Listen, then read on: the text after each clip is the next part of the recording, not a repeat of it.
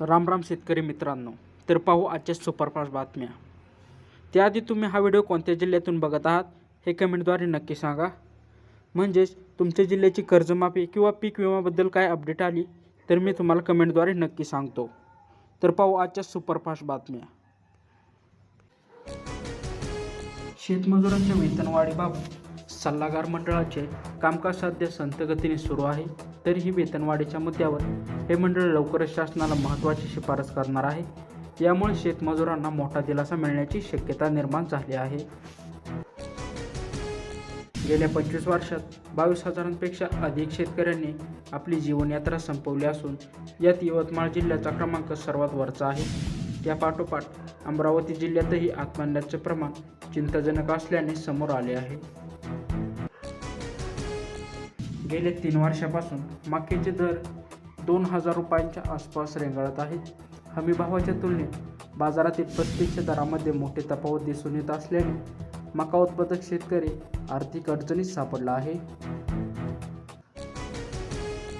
Trump आणि torrid धोरणानंतरही भारताची निर्यात सुसाट असून नोव्हेंबर महिन्यात निर्यातीत 19.37% वाढ झाली आहे. मात्र असे असले तरी गेल्या 5 महिन्यात व्यापारी तूट ही निःशंकी पातळीवर आल्याचे दिसून येत आहे.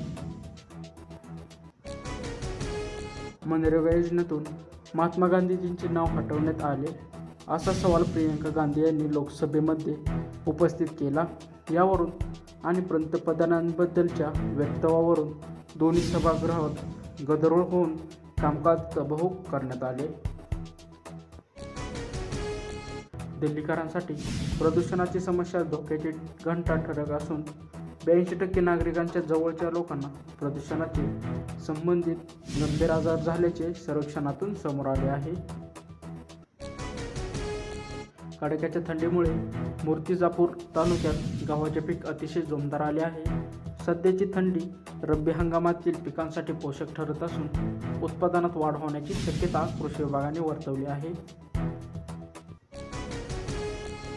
शेसोली परिसरामध्ये महाडीबीटी योजनेवरील पूर्वसंमतीची प्रक्रिया रखडली आहे.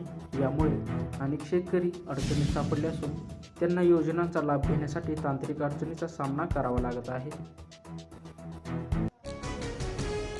प्रमुख शेतमालाच्या दरात चढउतार सुरू असून सोयाबीनला कमाल 5,175 रुपये दर मिळत आहे. मात्र आवक घटली आहे. दुसरीकडे तुरीला प्रति क्विंटल 7,085 रुपयांचा भाव मिळत असून दर स्थिर आहेत. बुलढाणा जिल्ह्यात अजूनही 8,000 कोटींचा सिंचन अनुशोधामध्ये अडकलेला आहे. 1994शी 35.11% राज्याची सरासरी गाठण्यासाठी जिल्ह्याचे 2027 साल उजाडणार असल्याचे चित्र आहे. शेतकऱ्यांना फळाची निर्यात करायची असल्यास त्यांनी ग्रेपनेट तसेच मँगोनेटवर नोंदणी करणे आवश्यक आहे. यासाठी अंतिम मुदतीच्या तारखा जाहीर झाल्या असून शेतकऱ्यांनी त्वरित नोंदणी करण्याचे आवाहन करण्यात आले.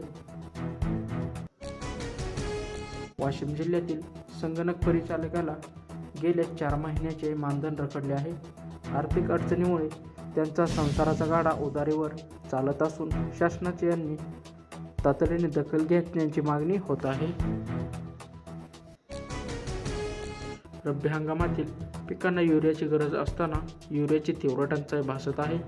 रिसोड तालुक्यात मागणी अधिक आणि पुरवठा कमी असल्याने अल्पावधीतच युरिया संपत असल्याने शेतकऱ्यांची धावपळ उडाली आहे.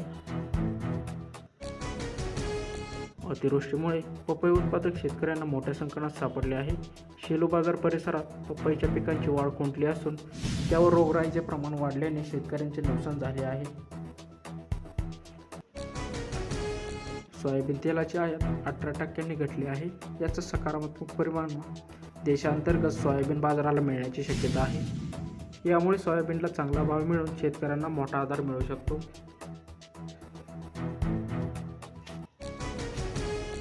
राज्यातून 1,35,000 शेतकरी डाळिंब निर्यात करणार असून त्यासाठी सर्वाधिक नोंदणी सोलापूर जिल्ह्यातून झाली आहे. इतर राज्यातून मात्र या नोंदणीला कमी प्रतिसाद मिळत असल्याने दिसून येत आहे. गेल्या 5 वर्षात देशात ऊस उत्पादनात मोठी घट झाली असल्याचा दावा केंद्र सरकारने केला आहे. सरकारने शेतकऱ्यांचा विश्वास दिल्याने शेतकरी पुन्हा ऊसाच्या शेतीकडे वळल्याचे सरकारने म्हटले आहे. कांदा उत्पादक संघटनेचे अध्यक्ष भारत दिघोळे यांनी दिलेल्या माहितीनुसार शेतकऱ्यांच्या देणगीमधून राष्ट्रीय कांदा भवन उभारण्यात येणार आहे. हे भवन कांदा उत्पादकांच्या प्रश्नांसाठी हक्काचे व्यासपीठ ठरेल. खानदेशामध्ये कापूस प्रक्रिया उद्योग सध्या रखडलेल्या अवस्थेत असून कापसाची आवक कमी झाली आहे. बाजारातील अस्थिरतेमुळे उद्योजक देखील सावध भूमिकेत असल्याने कापूस खरेदी संथ गतीने सुरू आहे. मालेगाव तालुक्यातील 75% रब्बी पिकांच्या पेरण्या पूर्ण झाल्या आहेत. यावर्षी 13,596 हेक्टर क्षेत्रावर रब्बी हंगामाचे उद्दिष्ट ठेवण्यात आले असून शेतकऱ्यांनी पेरणीला वेग दिला आहे. येवला तालुक्यातील 14 गावांमध्ये जलजीवन मिशन योजना पूर्णपणे फेल झाली आहे. तब्बल 13 कोटी रुपये खर्च करूनही 41,000 नागरिक अजूनही तहानलेलेच असल्याने संताप व्यक्त होत आहे. कांद्याच्या निर्यातीला चालना मिळण्यासाठी आता देशांतर्गत बाजारातही कांद्यांच्या दरात तेजी येण्याची शक्यता वर्तवली जात आहे. यामुळे कांदा उत्पादक शेतकऱ्यांच्या अपेक्षा उंचावलेल्या आहेत. अद्यापही 12 साखर कारखान्यांनी ऊसाचा दर जाहीर केलेला नाही. त्यामुळे 3 प्रमुख शेतकरी संघटना एकत्र आल्या आहेत. काही कारखान्यांनी 3,000 रुपये तर काहींनी 2800 पेक्षा जास्त दर देण्याचे संकेत दिले आहेत. शेतात काम करताना शेतकऱ्याचा मृत्यू झाल्यास किंवा अपंगत्व आल्यास आता डीबीटीमुळे गोपीनाथ मुंडे शेतकरी अपघात सुरक्षा योजनेतून मिळणारी रक्कम थेट बँक खात्यात जमा होणार आहे. दिव्यांगाच्या संसाराला हातभार लावण्यासाठी विवाह प्रोत्साहन योजनेच्या अनुदानात वाढ करण्यात आली आहे. आता दिव्यांग विवाहितांना 2,70,000 रुपयांपर्यंतचे वाढीव अनुदान मिळणार आहे.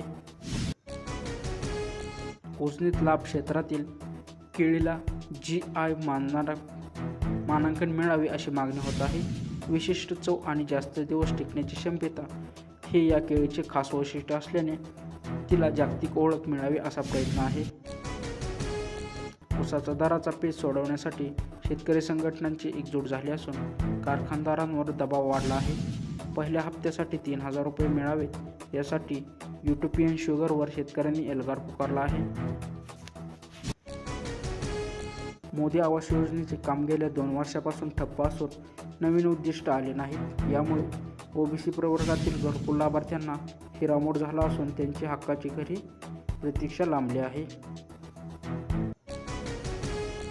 अंत्योदय रेशन कार्ड धारकांसाठी एक आनंदाची बातमी असून त्यांना पुन्हा स्वस्त दरात साखर पुरवठा करण्याची निर्णय घेण्यात आले आहे. यामुळे गरिबाच्या घरात आता सणासुदीला गोडधोड होणार असल्याची चर्चा आहे. तरी ह्या होत्या आजच्या सुपरफास्ट बातम्या.